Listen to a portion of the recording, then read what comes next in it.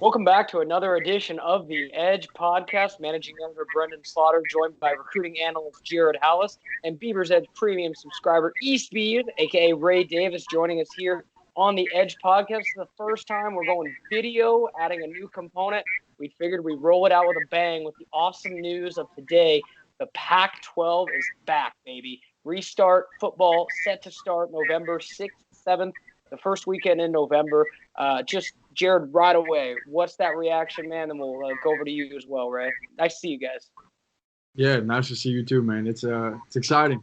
I've been down here watching the ACC and SEC go, and I've had a couple people even say something to me on the board, like I see you watching those games, and I'm like, man, I need some Oregon State football. It's nice for me to watch it. I'm super excited that everybody else is going to have that now, and it's not necessarily exactly what everyone maybe saw happening or the exact specifications that they would have desired, but it's football, and it's definitely going to be good for the team and for recruiting, and it's going to be just a good thing overall. Ray, appreciate you joining us here on the Edge Podcast. As always, we love to extend the olive branch and bring on the subscribers, and you are the lucky subscriber that gets to talk about the Pac-12 restart. I know you were watching the Pac-12 live press conference not too long ago. Just how pumped are you, Ray? And just take me through your emotions of getting this thing back and rolling. Well, the thing is, I just can't even watch football because every time I see those other teams play, it drives me crazy. I'm thinking the Beavers should be out there playing too. And, I want to see guys like Hamilcar, Rashid, and Gums play, and Roberts. And the defense is just going to be off the charts, I think. So I've been really excited about that. And now I'm just really pumped about the fact that we're going to be starting. I just wish we didn't have to wait until November 6th. But, I guess I am happy that they were paying attention to the health of the players. I think that's one thing that Jonathan Smith really connects with his players with. He really shows that he cares about them in every way. For better or for worse, you look at what the Pac-12 did here and whether or not it was, unanimously electing to postpone the season, a month and change ago, or unanimously, come back, whether it was, right, wrong, easiest, best for them. I will give them credit. They stayed together. They stayed on message. They didn't have a Scott Frost or a Ryan Day situation in the Big Ten where you had, head coaches that were trying to, really come after their conferences and come after their commissioners. Everyone really stayed stoic and, optimistic that things would happen. And I got to give them credit. The Pac-12, it got a lot of negative headlines, sure, for not being on the same schedule, as you mentioned, Jared, with some of the other conferences that are underway. But I think there's something to be said about the fact that we've had with our conversations, recruits as families that have been happy that Oregon State has been taking this safely, the Pac-12 has been taking it safely. And now you get to see the fruits of that labor. We've talked about it on the board. This is a free year eligibility-wise, and the Beavers are going to get 7 games out of it if all goes well. Well, that's something I didn't realize. I was going to ask you, how's this going to affect eligibility? But if they get a free year out of this, that's just 7 bonus games then. Exactly. And just to make that clear again, that is kind of the blanket waiver that was given to all college football players, and I believe it was all fall sports athletes, if I'm correct, Jared, as far as the extension, very similar to what the baseball players got last year, just kind of a lost year, so to speak. So, again, having, a gravy year where we can, play and not have to worry about, having half a season, a quarter of a season. If they don't like where their draft stock is, they can come back for a super senior year.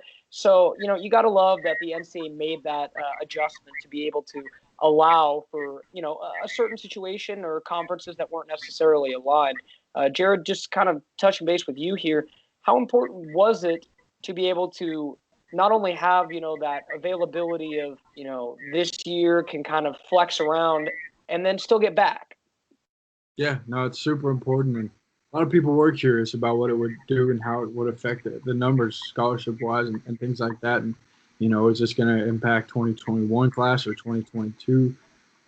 And I think what's going to end up happening there, obviously we've already covered that it's going to be essentially a free year for these guys who are still seniors. And I think next year for them is going to be something kind kind of similar. You know, they're still going to be on the team, but I don't think their scholarship is going to count towards the captain number of 85 that the NCAA has in place for these schools. I think they'll be able to recruit as normal. So for Oregon State, still things are going to look the same, and the class is still going to be small. So do not take too much stock into what that ranking says, because we all know what's going on here, guys. Yeah, once again, and again, just to touch on that point again, Jared, you've written about it. I've written about it. We've done numerous things. There's no way around it. This is a small class for Oregon State. It's just a very small class based on the high number of, upperclassmen guys they got right now. That really, really, really big mark of players in that redshirt junior availability right now. So, obviously more players, higher rank. That's how it seems to go. So on and so forth. So I wouldn't put too much stock into that. But just getting back to the information at hand, from today and, kind of recapping, we already mentioned that the Pac-12 set to resume their season on the weekend of November 6th, 7th. We're not exactly sure what the schedule is going to look like just yet. That's expected to be next week, other than the fact that we know it's 7 games and that the Pac-12 championship game will be taking place on December 18th. Again, Commissioner Larry Scott mentioning that getting this schedule in and getting that championship game in by the 18th, it would put the Pac-12 in line with the college football playoff.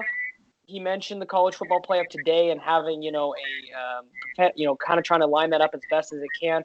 Whether or not a 7-0 Pac-12 team potentially, 8-0, I guess if you count the Pac-12 championship game, would be good enough to make that criteria is way far down the line and, not necessarily worth diving into right now. But I got to give them credit for at least getting this going as soon as they could once they realized, hey, we got to go.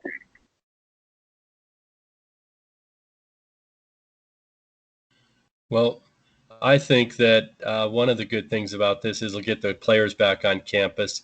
And I think that makes them a lot safer being on campus too. I mean, they're away from their grandparents and older people that they might, pass anything on to, and they've got testing every day, and they have that training table to go to. There's just so many benefits to this for the athletes. That's a great point. You've seen it as a model, and I think that's where, like kind of Brendan touched on it earlier, you have to admire that they're taking the safe route back, and I think you just made a great point, Ray. It is arguably safer for these kids to be on campus. You can't avoid the fact that they're still going to be going to class and things like that, but it's better than them being, kind of without guidance, I suppose, at home. And, I don't mean to say that in a bad way, but these coaches are going to be on top of these guys and be making sure that they are doing everything they can to ensure that their players are safe. And I think that's going to be really important. And it's kind of showing so far. I mean, you've seen some schools with a high number of cases, but also a lot of schools that have had very low numbers. And I think that will definitely be the way it goes at Oregon State, just due to the fact that the Pac-12 does seem to be putting some things in place to make sure that they take the safest route back. In case you're just joining us here on the Edge podcast, managing editor Brendan Slaughter, joined as always by my recruiting analyst Jared Hallis. And this week, we're joined by Beaver's Edge premium subscriber East Beav, a.k.a. Ray Davis. Ray, as always, we appreciate you jumping on. I'm kind of curious just to get your thoughts mostly on the 7-game schedule. How much different do you think it'll be from the fans' perspective to have such a short schedule? And is it kind of a situation where you see it as a fan, it's better than nothing, not quite full, but hey, we got football? I think the timing of the schedule kind of works out, because the other sports will be starting up, maybe even overlapping. So I think just having the fix of being able to see sports again and getting involved in it, and then just keeping on going until after January, and then you're right into basketball and then right into baseball. So I think the 7-game schedule isn't ideal, but I think that it's going to be okay just because you have that overlap.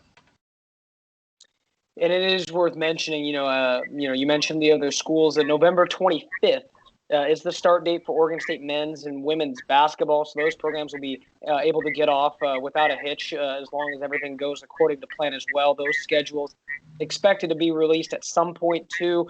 Non-conference is where things get a little sticky as far as, making sure each school kind of measures up to each other's testing standards if you should play.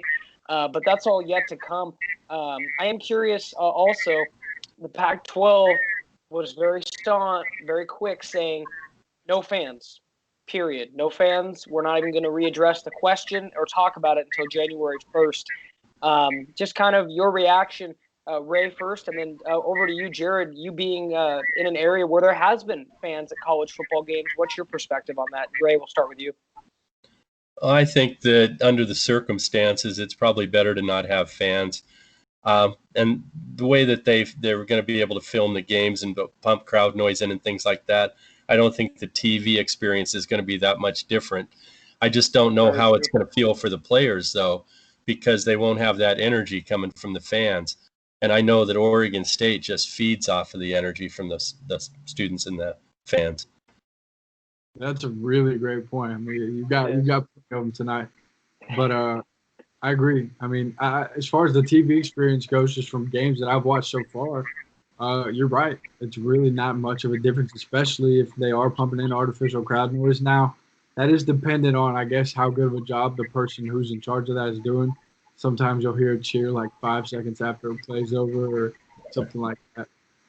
But as far as the TV experience goes, I think it'll still be a really enjoyable thing. And at the end of the day, you're not watching a game on TV to see how many fans are in the stand. You're watching a football game. So the TV experience won't change. You made another great point about the players. It is going to impact them for sure. It's going to be weird probably for them the first time they run out and see an empty stadium. But the goal's always been the same for them, and it will remain the same, and that's to win football games. And I'm sure the staff will do a really good job, nailing that into their heads. It'll almost just be something that, they're used to. In high school, you don't have a crazy amount of fans. You don't have a Reser Stadium, for example, filled up with fans. And, practice scrimmages, things like that, you don't have fans. So it's going to be different, but they'll be able to adapt to it. And I'm confident that, regardless, they'll make the most of it. Just kind of touching on what you were saying about there has been some games here, a lot of games, and even in the NFL where you're seeing some sort of capacity allowed. My local schools are allowing like 20%, which is 11 to 20-ish, 25,000. So depending on the stadium size, on TV, it truly doesn't look that like distanced. And I've seen, comments from people who have attended already saying like, I've just seen people without their masks. We felt like we were a little bit close to people. So I think it's going to be a thing where time will tell if there's any, as far as like a community outbreak. Hopefully there won't be. And I think if there is going to be a model where we can put fans in the stands, this is probably the only thing where they do have it limited in a very small capacity. But I'm completely doing the no fans model too. I think it'll be okay. Certainly. And, I think about, to what we've had as a society for sports for the last couple months, whether it be, the NBA bubble, the early NFL games. We're starting to see a few more NFL teams, trickle in fans, but a good portion of them don't. You look at the Seattle Seahawks here on the West Coast, no home fans, that's not necessarily expected to change. Same thing goes for the San Francisco 49ers, the Chargers, the Rams. The Cowboys had fans this last weekend, but it's all kind of dependent on how each situation is. But I think back to like the NBA bubble. Jared, you watch games in the NBA bubble, you still do. As far as the TV atmosphere is, if you're someone who didn't know about the situation, you'd turn that on and probably wouldn't know that wasn't, a typical NBA game. And I think that's what you'll be able to tell from like the Pac-12 networks, ESPN. I've seen that as well. It'll be different when you kind of pan up and you see empty stands behind like the extra point, right? That's where I've noticed it the most.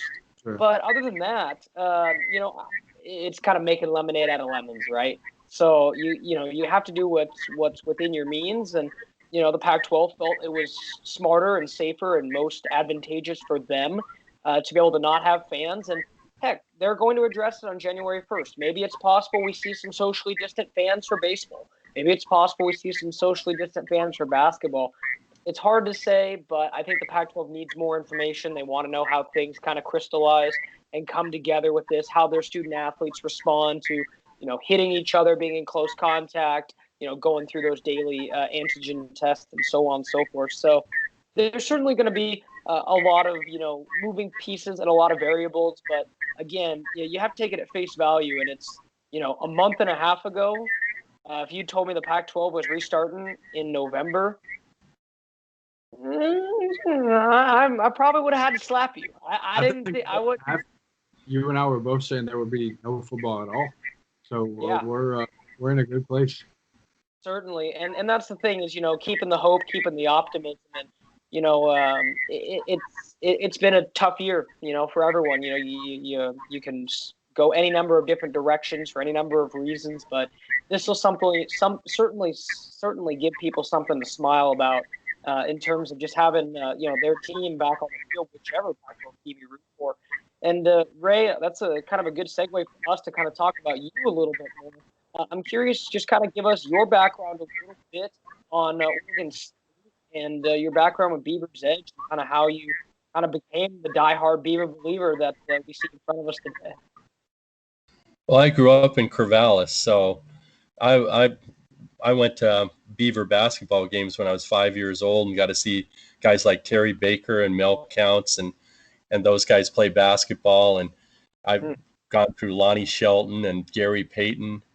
It was pretty exciting to grow up in Corvallis because back then it was pretty laid back, and you could just, if you were a kid, you could go down to the locker room. So I got to meet guys like Bill Walton, and they were really cool. They just sit there and pass balls to you and sign autographs, and we got a kick out of that. Growing up in Corvallis was great in the 70s.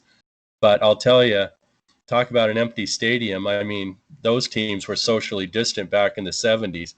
They had really small crowds. Jared, I don't even think you know the pain of those years, man. Jared's coming into the fold late, Ray. You're going to have to tell him how tough the 70s, 80s, and early parts of the 90s were for this football program. Oh, man, it was like you'd go in optimistic and you'd be all pumped up, and they'd get a new coach. You'd have Avizano come in and tell you it was going to be great.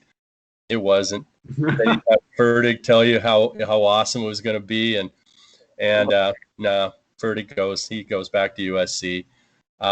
It was just really rough because you were winning 1 or 2 games a year, and you're holding out for 4 games, hoping that you're going to do that. And when Cragthorpe came in, I thought he was just about ready to turn the corner, and then they got a new administration in there, and so they made a change. But he got him up to 5 wins, and they were pretty exciting. And then he changed his whole offense for some reason, and that kind of set him back. And then Pettibone years that was a pretty exciting start, but then it wasn't such an exciting finish. So I'll tell you, that Cal game where Oregon State won it to ensure a winning season in '99, I was one of those guys who was crying because that was so exciting to see them actually not only get good, but make it into a bowl game. And then the next year to go to the Fiesta Bowl, I was with my friend there, and we were just pinching ourselves. We just couldn't believe we were there, and we had a really good time there. In fact, my claim to fame is I started the Rudy chant at the end of the game, so I felt pretty good about that. Oh, I gotta pay homage, and I say it every time it gets brought up. I got our good friend and publisher of this site, Mike Singer over at Notre Dame. Oregon State all time against Notre Dame, 2-0. There we go. 2-0 all time against Notre Dame. But no, Ray, I gotta ask, as a Beaver fan, yours truly was quite young at the time. Some very outlying memories of it. But as a Beaver fan and a football fan, you think about how connected the program now is with Jonathan Smith, and you go back to that 2001 Fiesta Bowl after that 2000 season. Is that like top 5, number 1? Where does that rank for you in terms of football specialness, that game, that season? Well, there were some pretty special games during the time when Oregon State wasn't that good. I mean, I remember a game against BYU where they were playing against that guy who played in the Super Bowl. His name escapes me, but the guy Ty who played Detmer? for the Bears, who was at Detmer? Was that not Ty Detmer, Detmer? the guy before him. Anyway, I remember they were down by 2 touchdowns to those guys, and they intercepted a couple of passes and came back and won the game in the last few minutes, and that was pretty exciting. And you know, you had the game against USC in '67. That was awfully exciting. So you had some good times in there, but the Fiesta Bowl has to be number one through 10 by itself. I mean, that was an amazing year, and I just couldn't believe it. I thought that the Beavers were the number one team by the end of the year, and I remember I was coming back from Phoenix, and I was listening to the Rome show, and we were driving a rental car back from Boise, and Jim Rome goes, "Well, the world is an apocalypse now because Oregon State won the championship and is the best team in the world, in the nation." So that was pretty exciting to read about the Beavers like that, and I'd like to experience that again. Riley came close a few times, but he almost took an NFL attitude towards the preseason. Like, you know, he'd tune up his teams, and then they'd get really good after 2 or 3 games, but it was like they weren't as focused at the beginning. And they should have had like 3 or 4 BCS games during his tenure there too, I think. Certainly, you know, the apex of that Riley era was kind of that 08, 09. I mean, you're talking Oregon State put them in a position in back-to-back years where it came down to the Civil War to go to the Rose Bowl, and they couldn't get it done. And, you know, that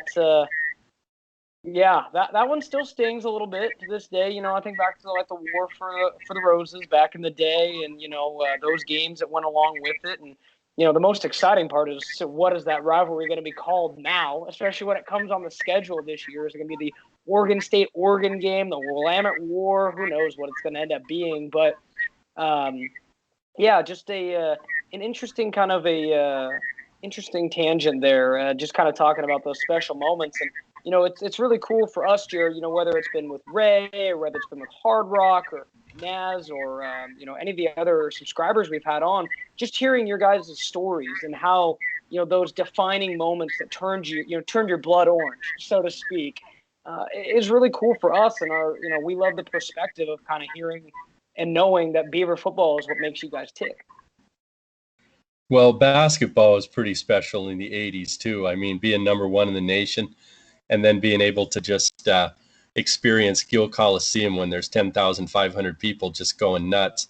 I've never experienced anything like that. And I went to the championship game when the Blazers won the world championship. And you gave me goosebumps right there, Ray. That was exciting. I was about 20 feet from Walton when he threw his jersey to the crowd. And that was exciting, but it wasn't any louder than here in Oregon State when they beat UCLA with Walton and George Tucker hit those 4th free throws. I remember we stormed the floor and got knocked to the ground. I was getting just buried by people, and I didn't care. It was awesome to be out there. Yeah, Ray, you're lucky you got to see that championship in 1977, because I'm not sure Rip City's going to be getting another one anytime soon. I'm holding out hope, but you're a lucky class being able to know all about 1977. That's special.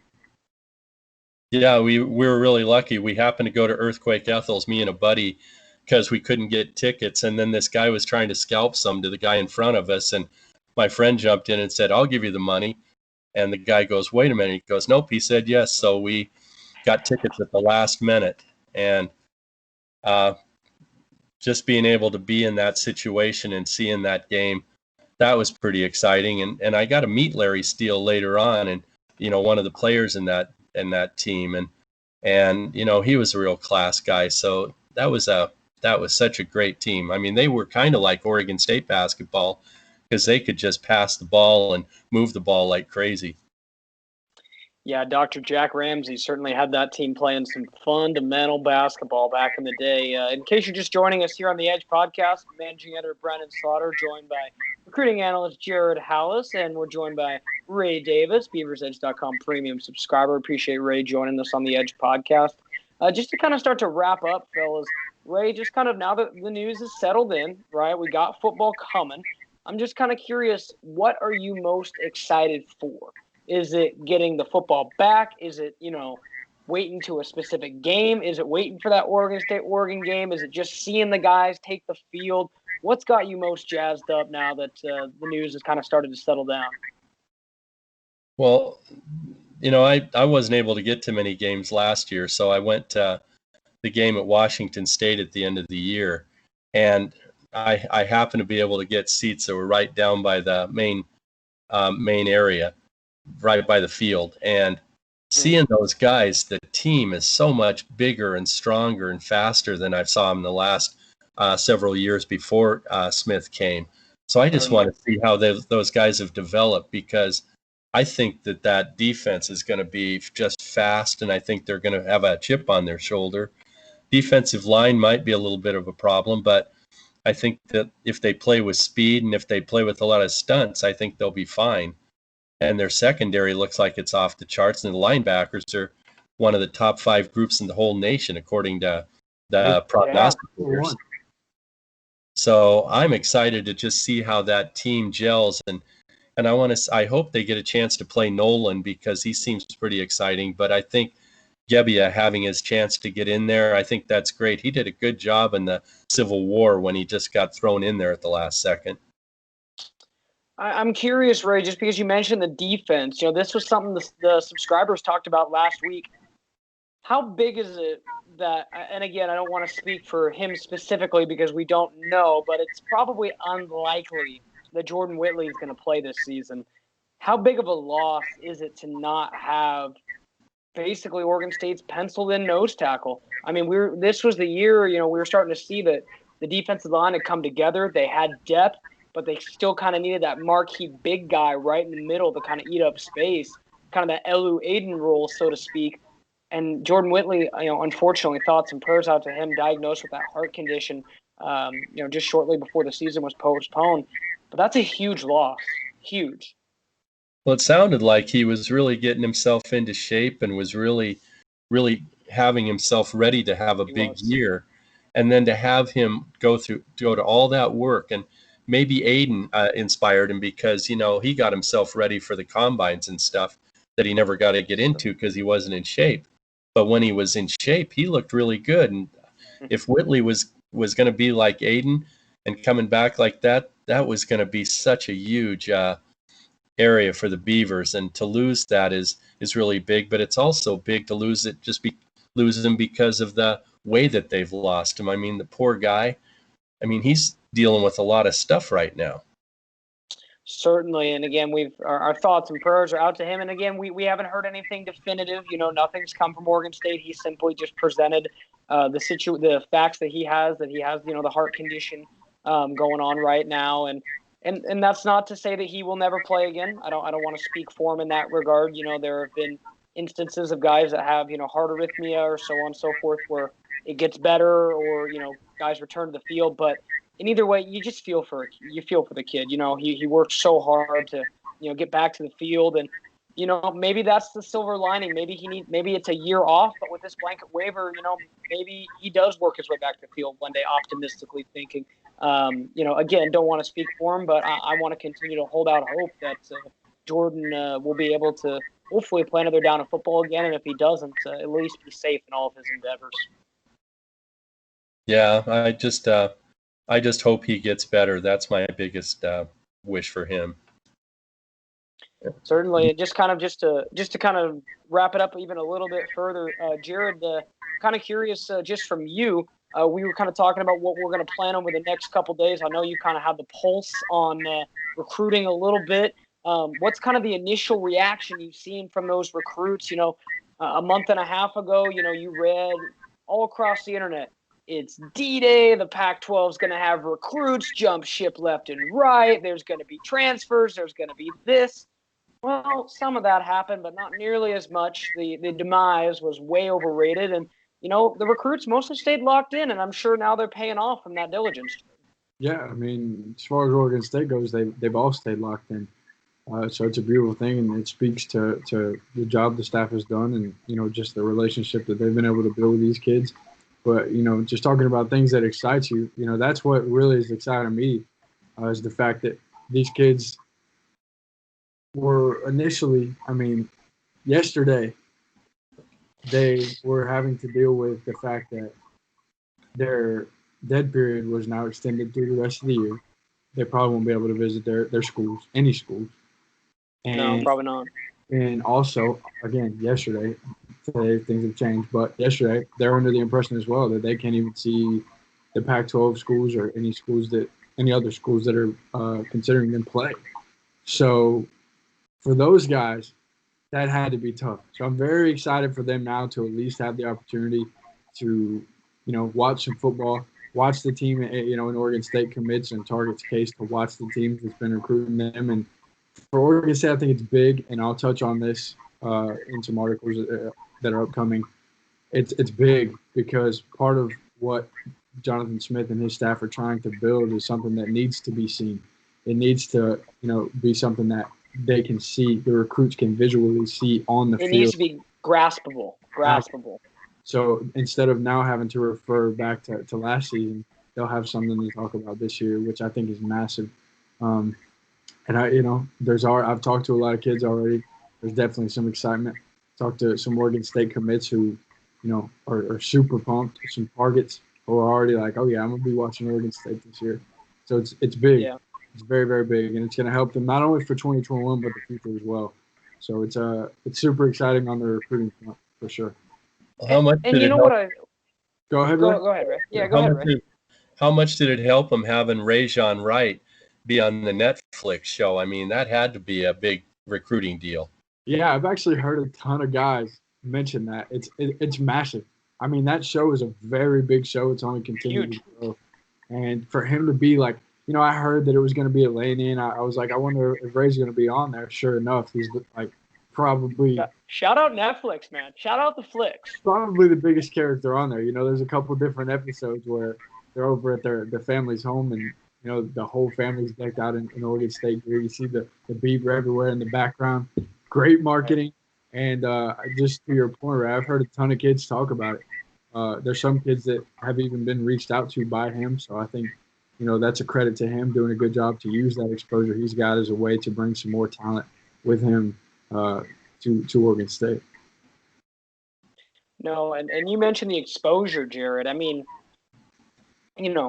anyone, Last Chance U is, it's pretty, recognizable. I mean, you think about Netflix. I mean, you'd have to be pretty hard pressed to not find a home in the United States that doesn't have a Netflix subscription in it right now. And you're talking, having, like you said, Beaver logos. I mean, that is something that puts eyeballs on your school. I mean, that's huge. I mean, for a school like Oregon State that has to, really work hard. And when I mean work hard, they have to be, hard hat, lunch pail type guys on that recruiting trail selling their vision. Every little bit helps. And, when you mention that as well, and then I think back to when, we had Sam Vidlak and Henry Buckles on the podcast recently, Jared. And, that was in the middle of, the cancellation, middle of not so great news continuing to come in. And those guys were steadfast. They're like, we believe in this vision. It doesn't bother us. They're making the right decisions. They're going to come back when they're safe. And there it was. And it came that way. And I just think that goes to what the level of confidence that Smith and his staff, they say, we told you you're going to come here. You're going to come here. Just be patient. Stay ready. So that way you don't need to get ready when it's time to go. Absolutely. I talked to JT Byrne today, and he made, to your point, he was saying something very similar to that, just that he's very he believes in what the staff's telling him, and he's confident that they have a plan in place, and he has a great attitude. This. Yeah. He's such a very confident kid, super hard worker, and awesome kid. Maybe even more than that, he believes in what the Oregon State staff has told him, and now like you said, it's kind of all coming to fruition a little bit. So it's important for those guys to see that for sure. Again, if you're just joining us here on the Edge podcast, managing editor Brendan Slaughter, joined as always by my recruiting main man, Jared Hallis. And this week we're joined by Ray Davis, BeaversEdge.com premium subscriber. Just kind of wrapping it up here on the Edge podcast now. Again, just going to kind of present the information again. The Pac-12 set to start football back up. And again, the weekend of November 6th and 7th. To be determined early next week is when we expect the schedule to come out. We'll see how all the matchups shake out and all that, but it is going to be a 7-game schedule, a conference championship game, again, to hopefully put the Pac-12 in a position to at least be in consideration for a playoff berth, should it get that far. And then A lot of Oregon State fans been very excited to hear when men's and women's basketball is going to start. I know a lot of people are excited to see what Scott Ruick can do this year and Wayne Tinkle with the kind of new look roster. Those teams will start on November 25th in accordance with the NCAA. They'll go off without a hitch. And for everyone else that is curious, because it is relevant now, per Larry Scott, every school has the go-ahead to resume football practices now in accordance with their local health officials. From my understanding, Oregon State has gotten their complete green light and go-ahead from Benton County, which is, Oregon State's local county here in Oregon. And without, further ado, that leads me to believe we'll probably see that team back in pads at some point next week. Maybe shells and shorts, obviously, to get started, the acclimation period and whatnot. But we'll be catching up with Jonathan Smith and Scott Barnes, I believe, tomorrow. So make sure to stay tuned to Beaver's Edge all weekend for all that content. Jared's going to have more from the recruits as they kind of get their reaction. And to be honest, now we're going to hit the ground running, folks. It's been a slow couple months as far as real team content, as far as getting into the analytics and Pro Football Focus and bringing that back up again, and really diving into schedule breakdowns and positional breakdowns and all that. So we're really looking forward to being able to bring that content back to you guys. And I know Jared's looking forward just to being able to turn on the TV and watch the Beavers play like you, right? I'm sure you guys are stoked beyond belief. I'm super excited, and we've got to just, while we're talking about Beaver's Edge, there's 70% off for an annual subscription going on right now. You guys got to take advantage of that. If you're not a sub already, there's no better time to get on board. Football's back. Recruiting obviously has been, consistent, but it's going to continue ramping up from here. So there's no better time to jump on board. It's going to be a lot of content, and you're not going to want to miss it at all for really great value too. Just asking Ray right here, what do you think about that? Would you take advantage of that? Tell everyone. I didn't know you had that offer. So yeah, that sounds pretty good to me. Oh, speaking of jump too, jumping onto the offer, you guys got to get Jump Drive onto this program. I want to see what he has to say. Yeah, I said we've certainly gone down the list now, Jared. I mean, I think we're getting close to almost double-digit podcasts. And again, that is something that we do so unique here at BeaversEdge.com, and we want to continue to push that. Bringing our subscribers together, bringing the recruits together on this podcast. We really feel that we have a unique podcast that really isn't matched as far as Oregon State athletics. And this is just a piece. Jared mentioned these podcasts, we do them for free. This is something we like to do for you guys and get it out there.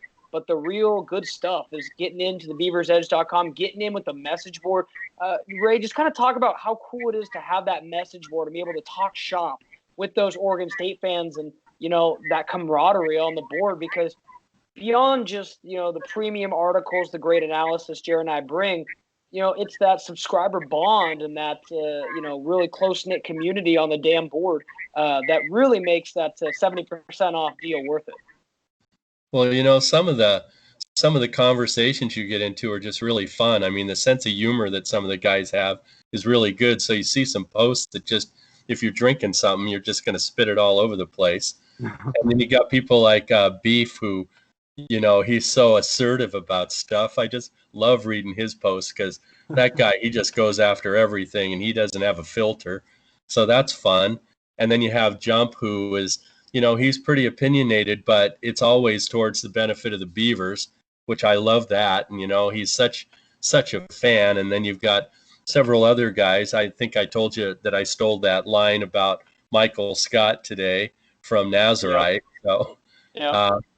So I think it's great to have that camaraderie there. And the thing that I like most about it, there's so much going on in the country right now. And then you can go to that board and you just lose yourself in that. There's no politics or anything. We're all Beavers. So it doesn't matter what we believe because we all believe in that. Couldn't have said it any better myself, Ray. That is poetry in motion right there, brother. I could not have said it any better. So we appreciate you, Ray. That'll go ahead and wrap it up for this edition of the Edge podcast. Again, make sure to keep it locked. BeaversEdge.com. It smiles all around on this podcast. We're all just beaming with excitement. We've got, football coming back. I can see Jared's excited. Ray's excited.